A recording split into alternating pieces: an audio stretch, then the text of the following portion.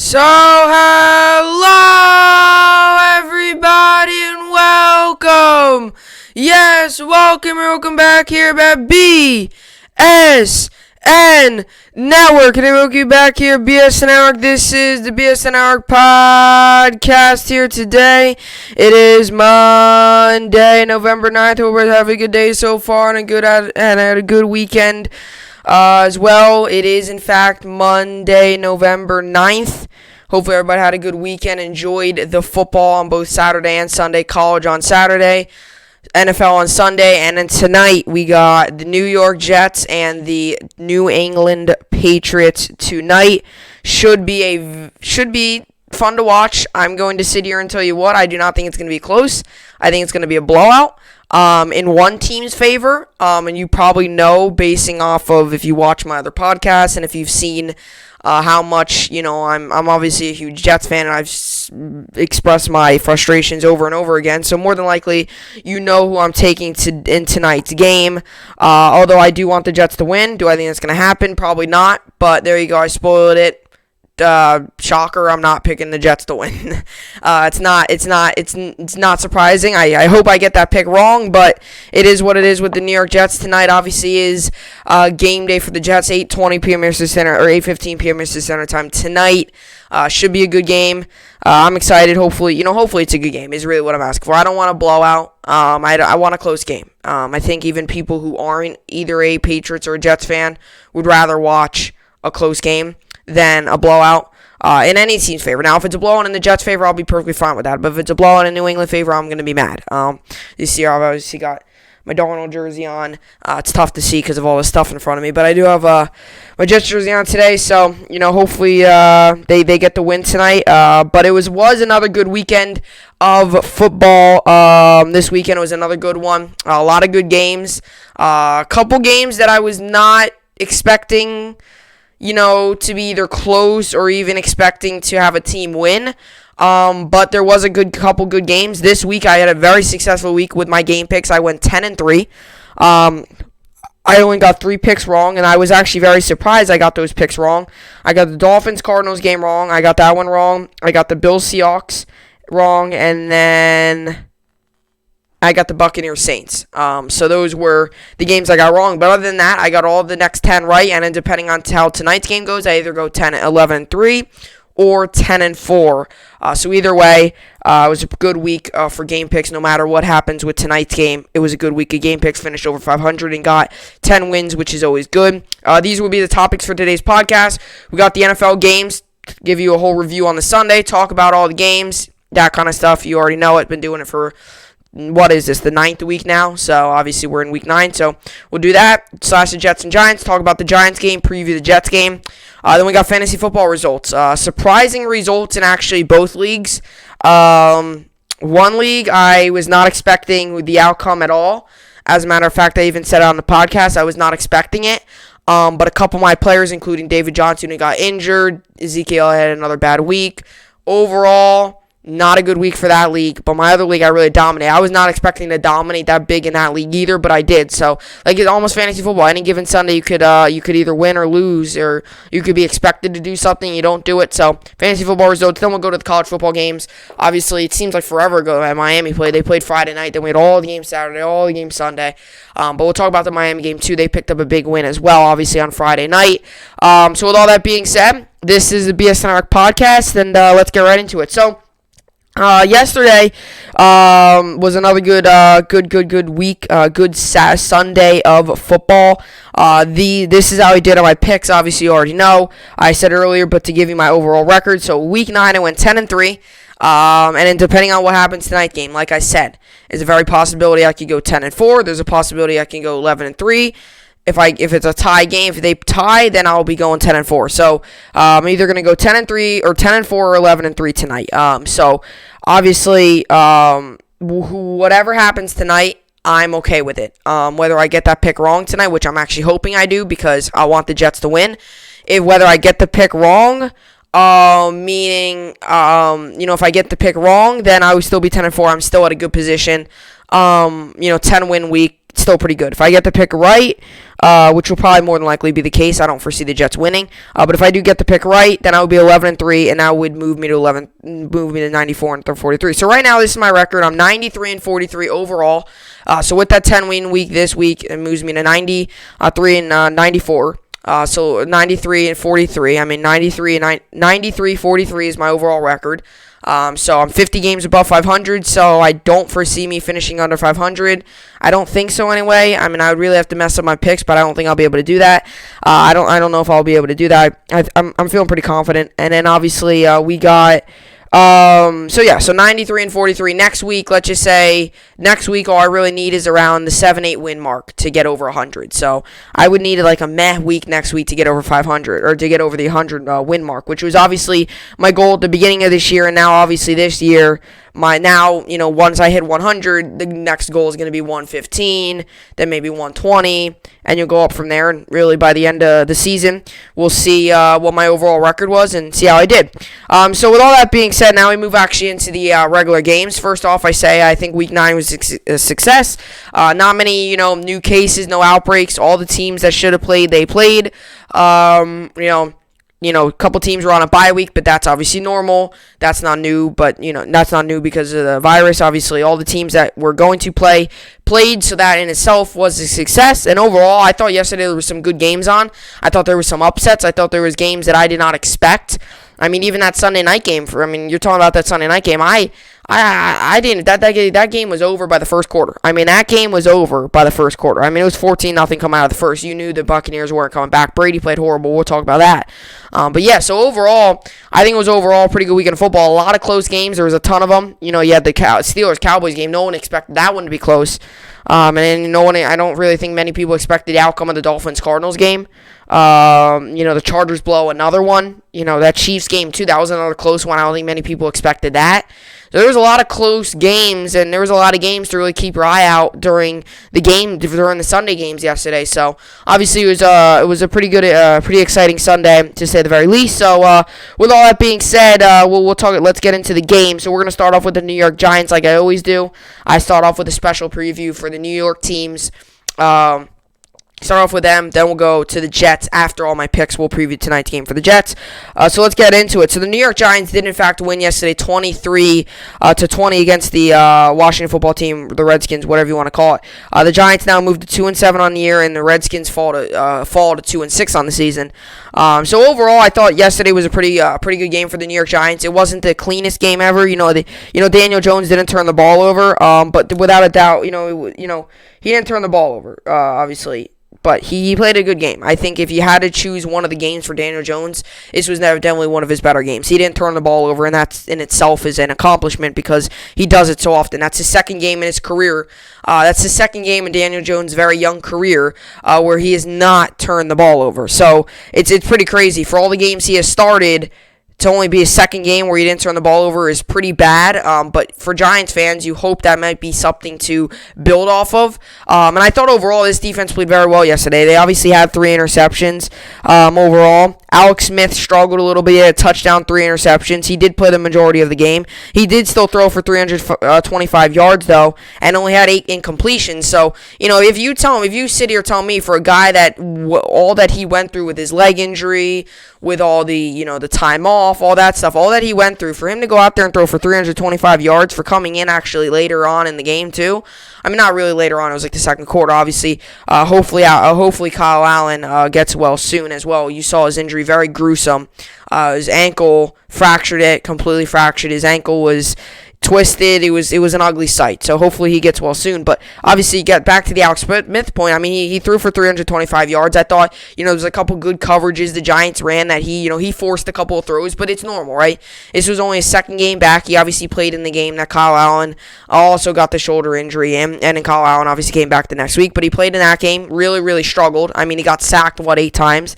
And then obviously he played yesterday, and against a solid defense. I know he threw 3 interceptions, but if you remove the 3 interceptions and you look, he went 24-32, right? That's pretty good. And then you look at the 325, the yards, right?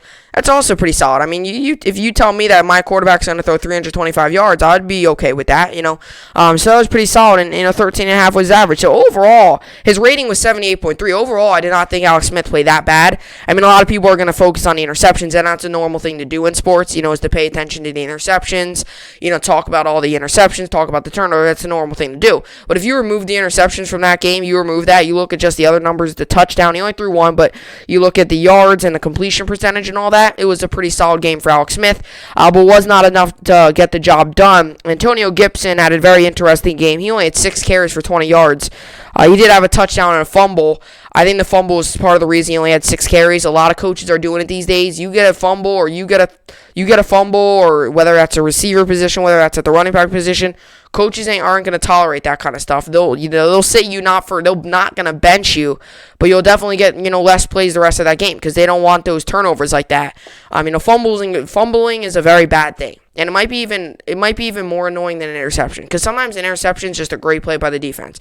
Fumbling, that's all on you. Like, you letting that, sometimes these guys are lazy with the ball, they're holding it and stuff. Going up the middle, I want to see you holding the ball tightly. I don't want to see you having the ball out here, not really, kind of just barely holding on to it, because that's how a fumble is going to happen, especially with all these great players out in the league now and all these hard hits that are going on. You're going to need to hang on to the ball. So he obviously had a fumble. Terry McLaurin had a good game. He had 8 catches, or 8 targets, 7 catches, 115 yards and a touchdown. To be honest, it was pretty good to see him and Alex Smith have a couple good hookups there. Alex Smith obviously threw the touchdown to him, so it was good to see that. So overall, I thought this game was a pretty good game. I mean, when you're looking at this game, I thought Daniel Jones played a solid game. I mean, it wasn't a career game. It wasn't his best game, but it was obviously good enough to get the job done. He threw for 23 of 34, so 11 incompletions, 212 yards. Average per play was 9.2. He had a touchdown. He did endure 5 sacks. His offensive line's got to be better. And his rating was 94.2. So like I said, wasn't insane, wasn't bad, right about in the middle. If Daniel Jones continue to do that, 1 or 2 touchdowns, no interceptions a week, I think Giants fans should be pretty satisfied with that. Wayne Gallman had 14 carries for 68 yards, 4.9, rounded up to about 5 average per carry, and he had about a touchdown as well. His longest run of the day was 12 yards. Alfred Morris had a pretty good day too. He had 9 carries for 67 yards, 7.4 was his average per run, and his long run of the day was 20 yards. Evan Ingram had a big day. For a guy that a lot of people were talking about trading, for a guy that a lot of people did not believe in, he's been getting targeted. Past 2 games, he's gotten targeted a ton. He had 10 targets yesterday, 5 catches, 48 yards, 9.6 was his average, and a touchdown. So he had a pretty good game there. Sterling Shepard at 8 targets, 6 catches for 39 yards. Deion Lewis got involved. A couple other guys got involved as well. But obviously the Giants, obviously Daniel Jones has got to get sacked less. I mean, I'm not blaming on Daniel Jones, but I'm talking about this offensive line. If you want this guy to be your franchise quarterback, if you want this guy to stay healthy, you got to protect him. And period. I mean, it's period end of sentence. Got to protect him. But the New York Giants do, in fact, pick up the win 23-20, and they moved to 2-7 on the year in a pretty pivotal matchup coming up next week, Week 10, against the Philadelphia Eagles. So that should be a very interesting game there. So now let's get into the rest of the NFL, and then, like I said, after I do that, then we'll preview the Jets game for tonight. So let's get right into it. So here are the completed games. So we get into it. So the New Orleans Saints versus Tampa Bay Buccaneers. New Orleans Saints won this one 38-3. I'm going to tell you straight up here. I'm going to tell you first, and I'm sure there's a lot of people who have said it, but I'm going to tell you this. Brady looked awful. Brady looked awful. And there's no other way of saying it. I don't even really think, you could argue that, right? Everyone has their opinion. You could argue that one. But I'm going to sit here and tell you this. I do not think anyone that watches football, anyone that is smart with football, anyone that really knows football at all, you don't have to know much about football. Brady played awful, period. He had the worst QBR he has had in his entire career. He had the worst QBR in his entire career since last night. Pause a little bit. Last night, Tom Brady had the worst QBR, quarterback rating, of his career of 3.9 last night, and 3.9. His overall rating was 40.4. 3.9. That's the lowest rating since the stat came out for him, since the stat came out in 2006. So that just goes to show you how bad his performance was last night. That just goes to show you how bad his performance was last night. And I'm going to tell you right here, the New Orleans Saints looked like a very good football team last night. And I know a lot of people are going to sit here and tell you, oh, well, Michael Thomas was back. Finally, there's full strength. Drew Brees. Guess what? Drew Brees' 4 touchdowns were to 4 different receivers. None of them were to Michael Thomas. So I'm just going to tell you this. People of the New Orleans Saints, right? I understand Michael Thomas was back. It was a big deal. Everyone. That was not the reason they won that game was not because of Michael Thomas. It was because he threw it to 4 different receivers. Trottem, Sanders, Hill, and Smith were the 4 different receivers to catch his ball. And Thomas only had 51 yards yesterday. So Thomas didn't play that great. So if you're going to sit here and tell me the reason they won because the Brees to Thomas connection was really good, not really. 5 catches, 51 yards. I understand 10 yards a catch, but he didn't get a touchdown. He didn't get that big 100-yard game a lot of people were expecting. Brees threw the 4 different receivers. So Thomas was not the answer there. But the New Orleans Saints didn't win. They dominated. I noticed they ran a lot of zones that really were messing with Brady. Brady threw 3 interceptions, and to say it in a nice way, he played awful. Because I'm sure there's many other words that people are explaining right now that to say his performance in a nice way. He played awful. I mean, it was just bad. I think that was one of the worst performances. And I said this last week when they played the Giants. I didn't think he played all that good last week. I thought he missed a lot of throws. I thought he missed a lot of receivers. I just overall thought his reads on the defense were not very good. And am I going to sit here and criticize a Hall of Famer? No, but future Hall of Famer? No, but I'm going to tell you what, I did not think his reads on the defense were good. There was a lot of trickery zones that they were running. And yesterday he looked even worse. He went 3 interceptions. Buccaneers want to take this game and throw it out. Forget about this game. This game never happened. You're back at 6-2. That's what they want to focus. Next up, we got the Steelers and the Cowboys. This game was closer than I expected. I mean, this game literally, it did come down to the final play. If you would have sat here and told me on Friday when I made my game picks, or anywhere in this season, even the beginning of the week, that the Steelers were going to come, that Steelers-Cowboys game was going to come down to the final play of the game. Final play of the game with Garrett Gilbert at quarterback. Nothing against Garrett Gilbert, but do I think he was going to do that well? No. With Garrett Gilbert at quarterback, with Ben Roethlisberger and that overpowering defense over there and that good offense over there, if you were going to sit here and tell me this game would have literally came down to the final play of the game, it literally did. What? They were at the Steelers' 20-yard line. Garrett Gilbert dropped back, came up in the pocket, threw it right across the middle. It was deflected away, no touchdown. But if you were to tell me that the Cowboys were going to be coming within one play of that game of winning, I would have thought you were crazy. The Cowboys played good yesterday, and I know they lost. I understand it, and it's going to go down as a loss. It's not going to go down as a loss, oh, but we played hard. It's not going to go down to a loss and then next to it in parentheses, oh, but we played very hard. It's not going to go down to it. In the books, it's going to go down as a loss. It's going to go down as them moving to 2-7 on the year, and I know McCarthy wants to win. But if I was this Cowboys team, I would be very proud of the way you played. They went out there and played very good football.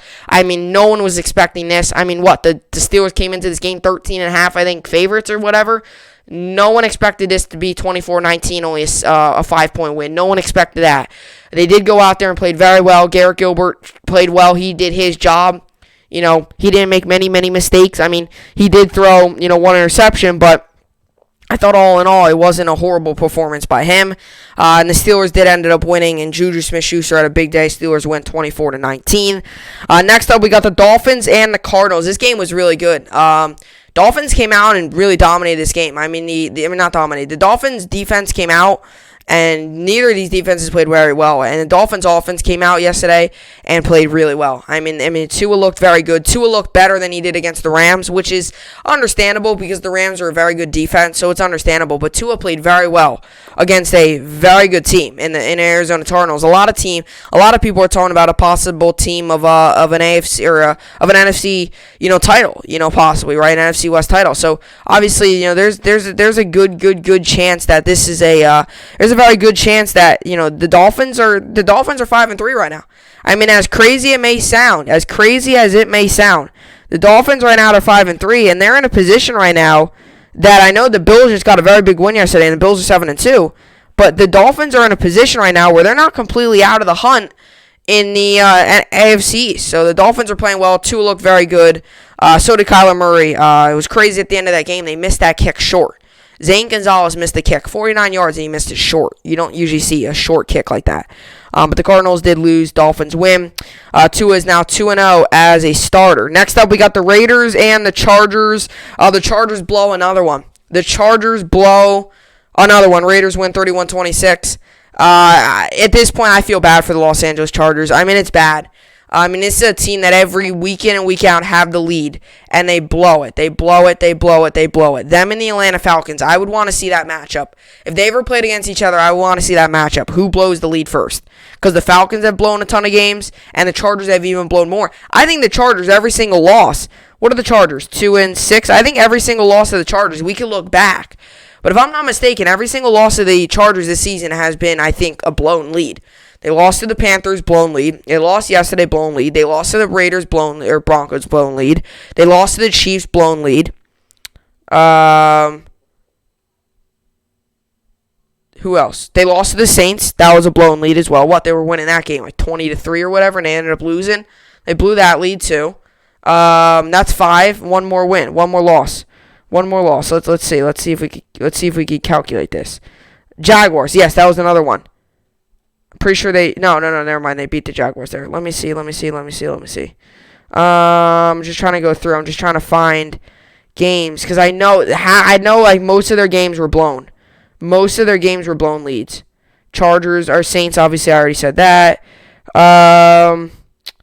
Buccaneers, that was the other one. Buccaneers, yes. They blew that game too. I'm pretty sure they were up that game like 31-21 or something. I think with like not much time remaining, and the Buccaneers I think ended up driving downfield or something and getting like I don't know if it was an interception or a turnover, then they scored again. That was another game, and I'm not saying that just because they did blow that game too. They were winning the majority of that game come fourth quarter. So all 6 of their losses, Buccaneers, Chiefs, Panthers, Raiders, Saints, and the Broncos, have all been blown leads. So this is a Chargers team. You don't blow those leads right now, you're 8-0. So this is a very frustrating loss for the Chargers. Another frustrating one. They thought they had the win, but they didn't. The Raiders came out and they fought till the end. So a good win for the Raiders. Then we have the Chiefs and the Panthers. Mahomes went off in this one. This costed me in fantasy. I was not expecting this game either. I was expecting a win out of the Chiefs, but was I expecting the Chiefs to go out there and only win by 2 and have to actually come back? No. I understand CMC was back for the Panthers. I understand that. But overall, I was not expecting this type of an outcome. The Chiefs did win. I was expecting that, but I was not expecting only 2 points. Mahomes had a huge day. Tyreek Hill had a huge day. Travis Kelce had a huge day. Your normal guys on offense. Elaire had a touchdown. This offense is so potent. This offense is so dominant. This is one of the best offenses you've seen in the history. I'm not even kidding. This is one of the better offenses I've ever seen out of my whole life of watching football. This is one of the best offenses I've ever seen. And you could say, last year's Ravens offense, I understand. You could say there's many other offenses out there. You could have said Brady when he was in his prime, that Patriots offense was pretty much unstoppable. I'm not even kidding. This has got to be one of the best offenses I've ever seen. I think many people have ever seen. I think many people can agree with that. Chiefs win 33-31, and they came back, and Mahomes had a big day. And I think he has entered the race after what Russell Wilson showed yesterday and showed last week too. Mahomes has definitely re-entered that race. Chiefs win 33-31. Falcons Broncos. This was another game. Falcons fans too. They know the feeling that Chargers fans are going through now with all these blown losses as well. The Falcons, they made that thing interesting yesterday. It was what? They were winning by what? 10-15, 10-20 I think. And it was kind of funny because a lot of people were talking about it. You know, you got to watch out, right? Because the Falcons have done it so many times this year too. It's like the Atlanta Chargers and the Los Angeles Chargers. The Falcons are literally like the Chargers. They've blown a ton of games this year, too. They obviously had that big miss with the onside kick against the Cowboys earlier in the season. But it's a Falcons team that defense usually blows it for them. And yesterday, things got interesting. The Broncos scored 21 in the fourth quarter. Things got interesting yesterday. It was, 24-6. And it was 24-6, then it was 24-13. I think there was a point in that game where it was 24-20. And that's when things got interesting. It was 24-20, I think. And then, it was 27-20. Sorry, 27-20. I think there was a point in that game where it was 27-20. And I think the Broncos had the ball. Then Drew Lock fumbled. But then the Broncos had the ball. They didn't score there. But I remember looking at that game. I was like, Broncos have the ball here. They score. That's a tie game. and they ended up not scoring. Drew Lock ended up on their final drive, fumbled it, and the Falcons could ice the clock or kneel it out from there. But obviously, that was definitely a closer game than I expected. I mean, the Broncos, man, they're a good team. I think they're a very bright future. Drew Lock, Cortland Sutton. They obviously don't have him. Jerry Jeudy, KJ Hamler, Philip Lindsay, Melvin Gordon. Guys like that. This team has a bright future. Just right in the moment, I think it's their coach. I don't want to all of a sudden, blame it on Vic Fangio, but this team has so much talent, a young talent. I don't know why they can't win games. They're what? They're 3-6 now, or 3-5. I don't know. There's something about them. I just don't really know why they can't really win ball games like that much. They have so much talent. Not talent, but they have a lot of young talent.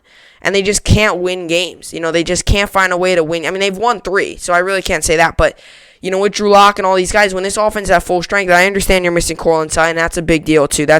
You're making a case for one of the best young receivers in all of the NFL. I understand that. But, obviously, this Broncos team has so much young talent. There's something about it. They're not clicking right now. It's like I always make this analogy. It's almost like a magnet. When you stick a magnet and the ends don't connect. That's almost what's happening for the Broncos right now. They're just not connecting. They're not. There's something with that team right now that's just not coming together. And I understand you're also missing a big leader on defense in Von Miller. You've had a lot of changes on defense. You have injuries and stuff. I understand that.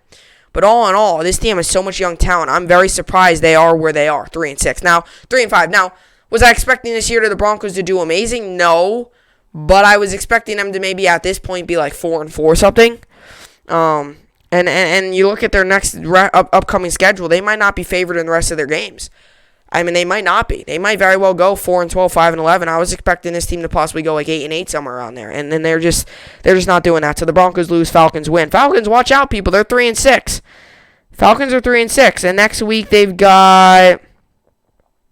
Looks like, are they on a bye? Looks like they're on a bye next week. And then after that, who do they got then? Who do they got after that? After their bye week, Falcons have... Okay, they're Saints. That's 3-7. Then they go play the Raiders. Okay, that's actually... That's not horrible. I mean, I'm not saying the Falcons are going to do anything crazy, but they are 3-6. They're winning games, so... I guess good for the Falcons. Get some wins to make this ugly season look a little less uglier. But now we move into our next game. This game was unreal. I mean, I was watching this game. This game was unbelievable. Great win by the Buffalo Bills. They won 44-34. Russell Wilson yesterday, he really struggled. I mean, Russell Wilson yesterday, if I haven't said it already, he really struggled.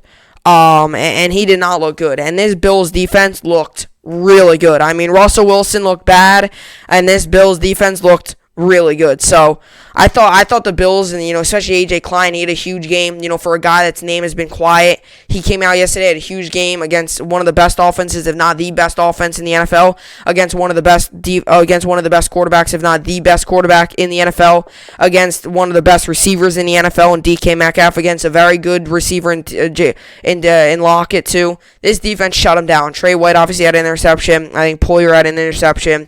A lot of big plays for this Bills team, and I really thought that this team came out here and they played the better game. And I think, with the Seahawks being a West Coast trip, with them coming all the way across country, I mean, literally across country. Literally, they came across country. Buffalo's here, Seattle's over here. They literally came across country. I mean, they, 1 p.m. Eastern Standard Time in Buffalo is 10 p.m. in Seattle. So they're occasionally playing in the morning their time. So that's why a lot of these teams sometimes really struggle. And it's a true time change does come into effect. A lot of these teams do struggle on these West Coast trips. And I don't know if that's true or not, but the Seahawks do. They looked pretty bad yesterday, considering they had to do all that travel and stuff. They did struggle yesterday. I mean, Russell Wilson, that was by far the worst game of his obviously.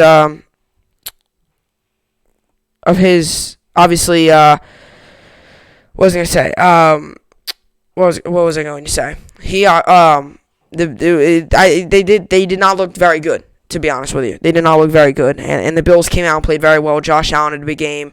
They did not run the ball much. They threw it a lot, but he had a big game. Diggs had another big yards game.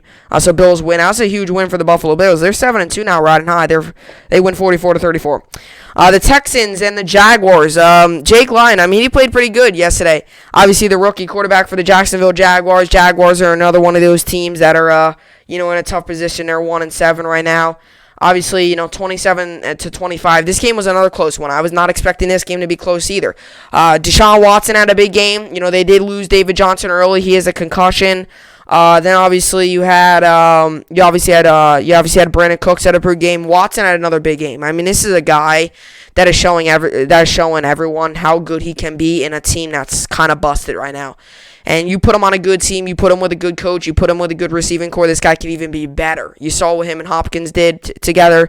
Now you're looking at him. He's even better now. Now you're looking at him. He's still very good. And I think you show, I don't know if, I think Watson's going to stay. But if you look at, what these other teams could possibly be doing with him, could even be better. They did pull the win off there. Deshaun Watson had another big game. Titans, Bears. Titans won this game 24-17. I want to say one word and one word only.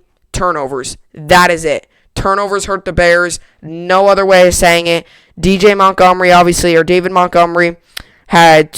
one fumble.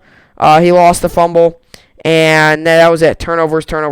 Then David Montgomery had 2 fumbles. He had 1 running, then 1 catching. He ran the ball, got fumbled, then he caught the ball, fumbled. He had 2 fumbles, really struggled yesterday, had a bad game, came out, was injured.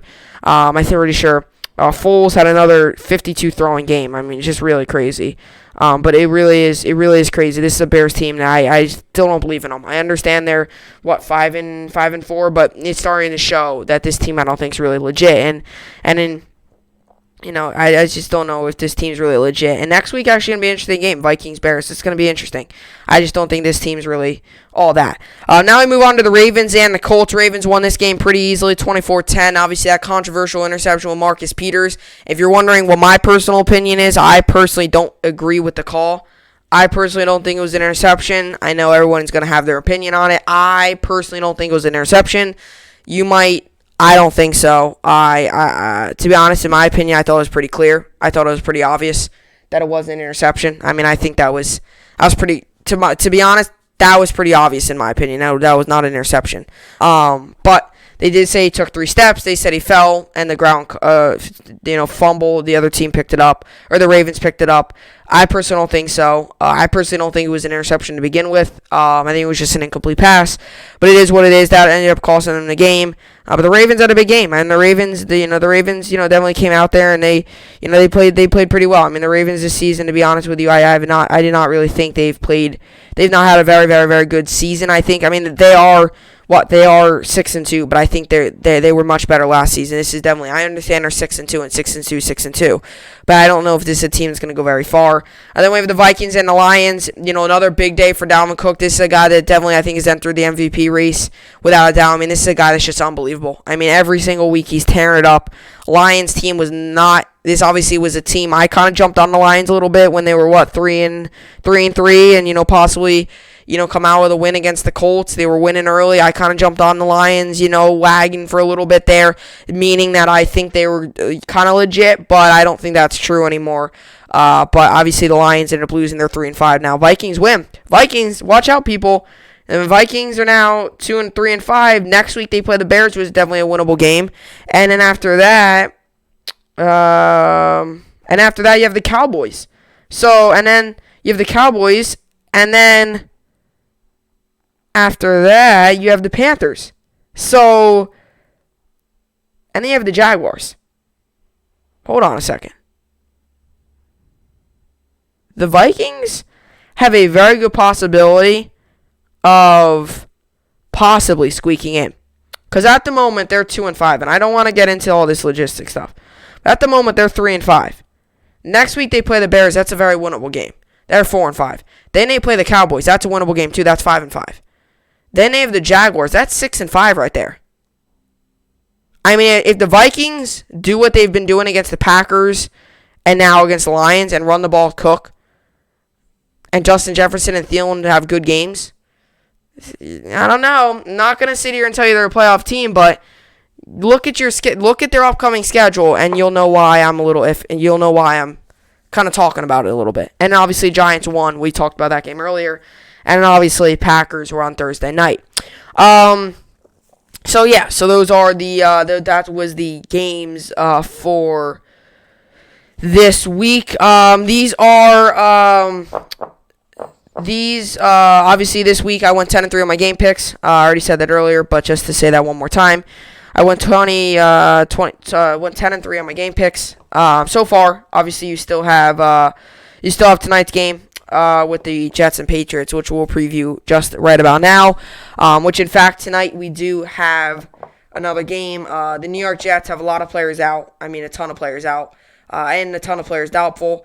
And the Patriots, too. I mean, oh, my God. The Patriots injuries. Holy moly. How many questions? They have more questionables than we do. Okay, hold on a second. I think this might be one of the most... I knew the Jets were low on injuries, but I did not think the Patriots were that bad on injuries. Wow. So anyway, we do have tonight's New York Jets, New England Patriots game. Tonight, the rivalry, Patriots come into this game 10-point favorites. Over-under is 41.5. So, tonight's game comes in with two teams that are struggling. You come in with a 2-5 Patriots team versus a 2-5 Patriots team versus an 0-8 Jets team. Obviously, this is a New York Jets team that is looking for the future. I've said that so many times this year. It's a Jets team that's looking towards the future. This is a Jets team that this year is obviously done. 0-8, kind of done. Not much else you could really, do other than sit here and watch, suffer watching the games. Obviously, the New York Jets are 0-8, Patriots 2-5. This isn't, your ideal Monday night matchup, but I even said this earlier. I understand both these teams are really bad, but if the Jets are 0-8, right, and I want them to win, I'm not a fan of rooting for tanking. I'm not. I've never been. I know there's two types of fans. There's those fans, and you see it all over the internet right now. There's fans that say the Jets, they want them to lose. They want them to tank. They want them to go 0-16. And then go ahead and obviously go ahead and, obviously go ahead and, possibly, get the first pick and stuff. I'm not one of those fans. Now, do I want to see Gase fired? Yes. But I don't even think you really have to root for a loss for the Jets to lose. You could root for them to win, and they would lose either way. I'm not one of those fans, so I'm hoping the Jets do win tonight. I hope the Jets win every single week. Every year I hope the Jets go undefeated and obviously win it all. But what I'm trying to say is I'm a fan to root for them to win. I know there's a lot of people that root for them to tank and stuff. I'm not one of them. I've been with all my sports teams. It might be because I've been through tanking or rebuilding so much to the point where I don't even really, to the point now where, you tank, I'm still going to root for you to win. So, obviously, I hope the Jets win. I don't know if it's going to happen. I don't foresee it happening, according to my game pick. But let's get into the injuries first, then we'll get into my game pick. We got the New York Jets injuries. Connor McGovern, knee is questionable. Josh Andrews, shoulder is questionable. Jamison Crowder, groin is questionable. John Franklin Myers,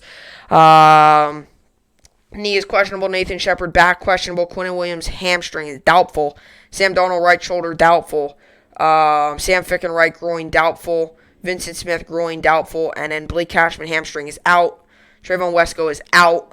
To give you some news, since I do know a lot more about the injuries here, Connor McGovern, knee, I've heard that he will probably more than likely play. Jamison Crowder, I heard will more than likely play. JFM, John Franklin Myers, I heard will more than likely play. And Quinnen Williams is also doubtful as well. He says he feels good to play, but they don't know what's going to happen. He's going to kind of be a game time decision, but at the same time, no matter really what he says, they're probably going to hold him out. Because he was experiencing some pain, but he says he'll play through it. But I don't think he's gonna be able to convince the coaches enough to do that. And then for New England, you got Davis calf is questionable. Another Davis calf concussion is questionable. Damian Harris ankle questionable. Kenny knee is questionable. Wise knee is questionable. Wynn ankle is questionable. Bentley groin is questionable. Jackson knee is questionable. Simon elbow is questionable. Joe Thuney ankle is questionable. Kyle Duggar ankle is questionable. Lawrence Guy shoulder questionable. Folk back is questionable. Izzo hamstring questionable. Calhoun knee is questionable. Stephon Gilmore knee is questionable. I heard he has been ruled out. I've heard he's gonna probably be out. Shaq Mason calf is questionable. Then Taylor illness is out, and N'Keal Harry concussion is out. So these are kind of the just the league rankings overall here. We got the points per game. The Patriots are 29th. Jets are dead last at 32nd. They're last at 32nd. Points per game allowed. Patriots are 12th. Jets are 27th. Total yards per game. Patriots are 20th, and the Jets are 32nd. Pass yards per game. Patriots are 30th, and the Jets are 32nd. Rush yards per game. Patriots are 4th. Jets are 22nd. Yards per game. Patriots are 13th. Jets are 26th. So, looking at it, the Jets, neither of these offenses are overpowering. So, neither of the offenses are very good. Neither of these teams are very good, to be honest with you. But this is my game pick for this game. I do personally think that the Patriots will win tonight. I think they will win 31-10. I just don't really think the Jets are going to win. I think it's 31-10. I do have the Patriots covering, and I take the under on the over-under of 41.5. I do have it at 41, but it's 41.5, which means you round it up. So I take the under on the over-under of 41.5, and I think the Patriots win and they cover. Obviously, I'm hoping I'm wrong with that pick, and I'm hoping the Jets win. I don't know, man. Obviously, it's just tough because the Jets have struggled so much, and now you get Perryman, Crowder, and Denzel Mims all back. And now Darnold's out, and now Flacco's in. So it's going to be really tough for the Jets to win this. But obviously, I'm hoping they come out and shock the NFL world and win this one. But I don't know if that's going to happen. So go Jets, obviously. But it's going to be interesting to see what happens. Now we move on to fantasy football coming up next.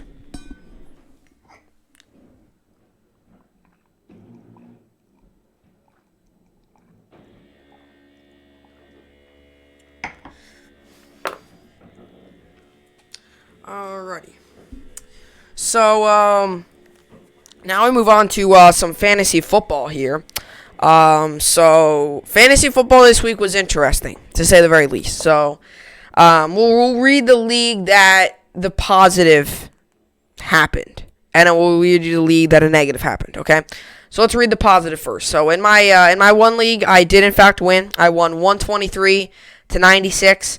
I had a big week out of Deshaun Watson. James Robinson had a big week. Tyreek Hill had a big week. Keenan Allen had another big week. I'm thinking about doing something with Hunter Henry. He has just not been amazing for me. He's getting about 3 points a week, which is not your ideal for a tight end. And I've said this so many times. He's getting 3 points a week. I mean, he's averaging about 10 yards a catch. He's just not getting into the end zone. I'm looking for a guy that can try to get into the end zone. Jimmy Graham's definitely available. He's actually had a decent year. He's had a couple good weeks. But tight ends are so hard to come by. They just don't get that many. Outside of like Kelsey and Kittle and them, obviously Kittle's IR now, but outside of those guys, it's hard to come by tight ends. And I might put in Evan Ingram. I don't know. I mean, he's had a couple. He's had 2 decent weeks. He had 6 against the Buccaneers, which 6, if you can give me 6 consistently out of tight end, I won't be too mad. I'll be decent with that. And he had 10 against Washington. I mean, he plays the Eagles and a bye week, then Cincinnati. So, I don't know. It's going to be interesting, to say the least. It's going to be interesting. I'm just hoping that he comes out, and I'm hoping that I'm hoping that if I do, in fact, pick him up in both leagues, I might pick him up. I'm hoping that he does well. But I did, in fact, win 123-96 in this league. This is my points by player. Deshaun Watson at 24. James Robinson, 15. Clyde Edwards-Helaire, 9. Tyreek Hill, 23. Mike Evans, 6. Keenan Allen, 16. Hunter Henry, 3. A.J. Brown, 16. Washington defense, 4. Daniel Carlson, 7. And my bench was Kenyon Drake. Obviously, he was out, so he had 0. Antonio Gibson had 9. Rams defense was on a bye week. Chris Godwin, 4. Joe Burrow on a bye week. Chase Edmonds, who a lot of people hyped up, he only had 8. So he really struggled yesterday. Obviously, not lost there. Recommendations for tonight's game. It's kind of funny because before I came on air to do the podcast, I was thinking to myself, like what, because I sometimes think about what I should say for, players you could start and stuff.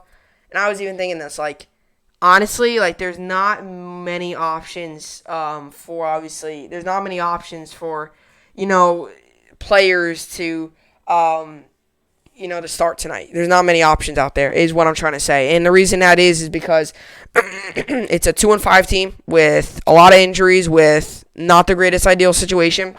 And then it's 0-8 team with not the greatest players and not an ideal situation either. So, you're kind of in the middle with that one as well. But obviously, I think if anything, Patriots defense might be an ideal move. I know they're missing some key players there, but, they're facing against the Jets offense. That might be a good move there. Also, if anything, two players on, if you're outside of a defense, Jamison Crowder or Cam Newton possibly. Definitely Jamison Crowder. He's actually had a very good year. He's averaging about 11 a game in fantasy, and then Newton's obviously a quarterback, so if you have Newton, then maybe. But outside of them two, there are not many options for really solid players there. And then we move on to my other league, and my other league, this was the league I was winning 60-0, and I ended up losing in this league. I lost 110-101.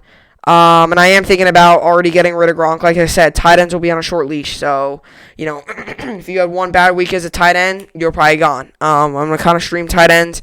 Gronk had a bad week, so I'm probably going to get rid of him. The only chance that I don't is because they do play Carolina, which isn't a great defense. But I don't know. I still might get rid of him. Aaron Rodgers had 36 points. Ezekiel Elliott had 6. Gurley had 11. Devontae Adams 23. Allen Robinson had 8. Rob Gronkowski had 0.2. David Johnson had 1.6. He obviously got injured with a concussion. Washington defense had 4. And Harrison Butker had 9 on my bench. Juju Smith-Schuster had a big week. I was actually going to play him, but I decided not to because he's playing against a bad Cowboys defense. He had 15. Maybe that's the start of something better, I would hope. Chris Carson obviously was out. He had 0. DJ Moore had 1.8. Bills defense had 9. Robert Woods was on a bye week. Matt Ryan at 28. Rams defense on a bye. And obviously Kittle's on my IR. So those were kind of just the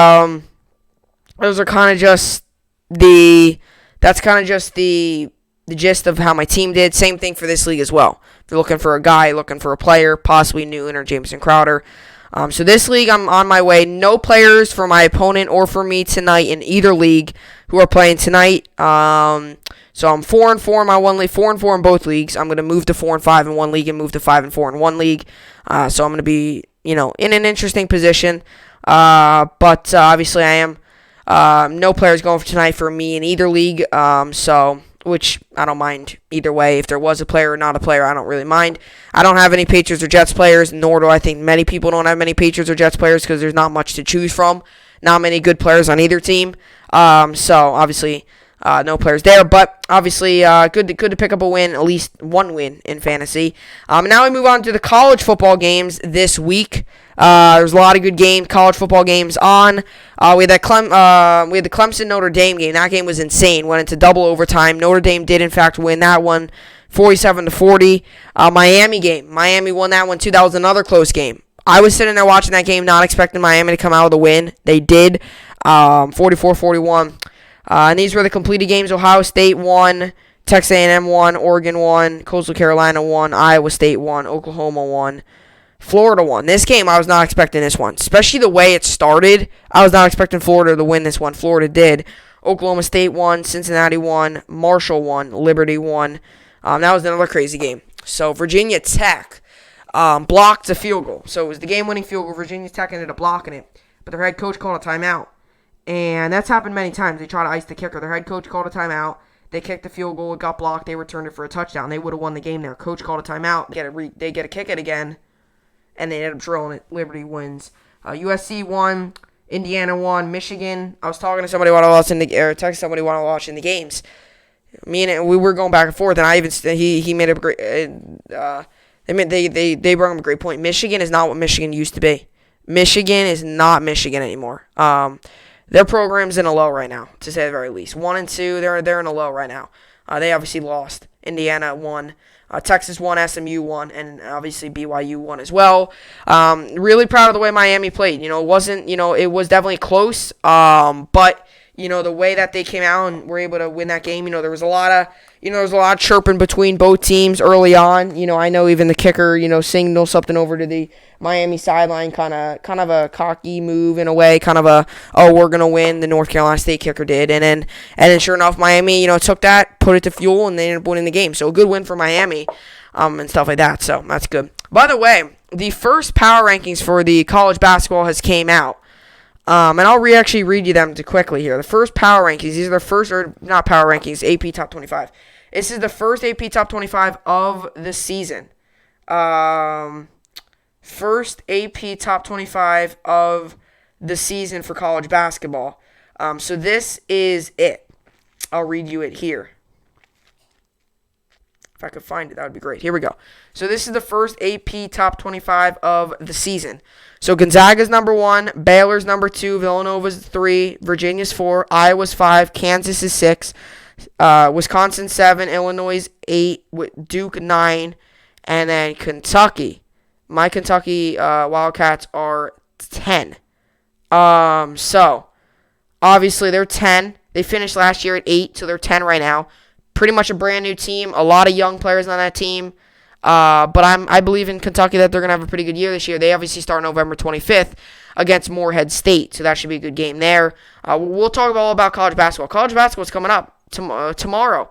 On Wednesday, right? Wednesday will be the 2-week mark from basketball, because that will be November 11th. So Wednesday will be the 2 weeks from Wednesday. 2 weeks from this Wednesday will be Kentucky's first game of the 2020-2021 college basketball season. So that should be very exciting there.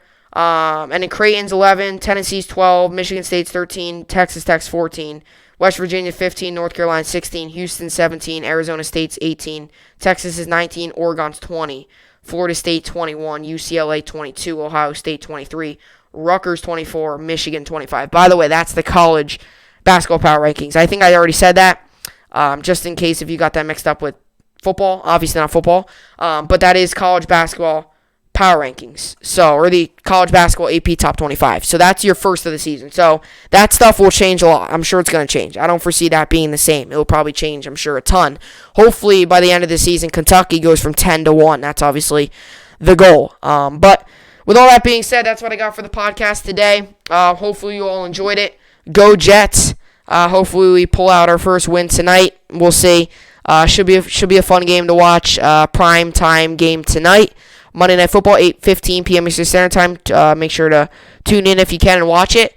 With all that being said, I'll be back here tomorrow talking all about the Jets game, and then we might go over actually Kentucky's schedule and stuff. And like I said, Wednesday more likely I might talk a little bit about MLB free agency. It's just kind of giving you players, where they could go and stuff like that. So I'll give you that kind of stuff. With all that being said, that will do it for today's podcast. I'll see you all back here tomorrow. Hope you enjoyed it, and thanks for watching.